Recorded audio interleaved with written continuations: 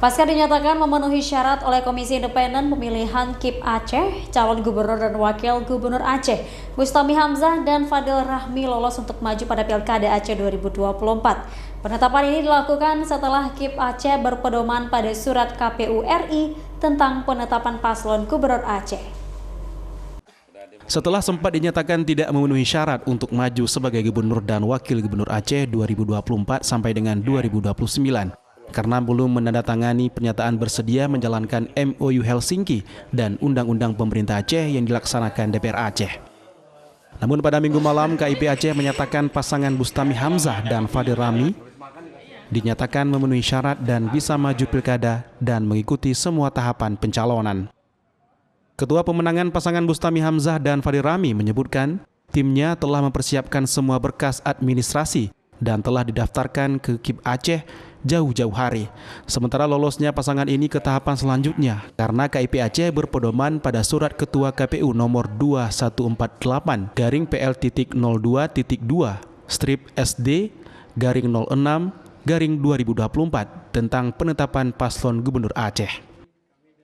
Jadi insya Allah dan alhamdulillah menurut kami semua dokumen itu sudah kami penuhi sebagaimana ketentuan yang berlaku.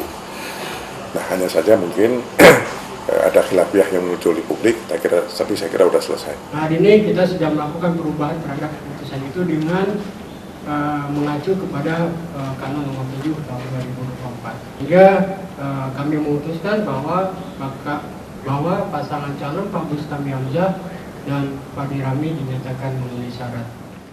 Calon Gubernur Aceh Bustami Hamzah mengajak seluruh partai pendukung, partai pengusung, serta tim ses untuk bekerja memenangkan dirinya dengan cara-cara yang terhormat.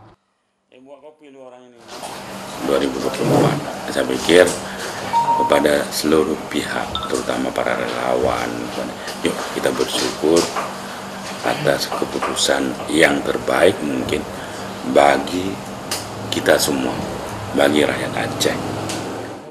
Komisi Independen Pemilihan KIP Aceh sendiri menjadwalkan penarikan nomor urut calon gubernur dan wakil gubernur Pilkada Aceh 2024 berlangsung pada Senin siang 23 September 2024. Tahapan ini nantinya akan dihadiri langsung para calon dan partai pendukung masing-masing kandidat. Dari Banda Aceh, Syukri Syarifuddin, iNews melaporkan.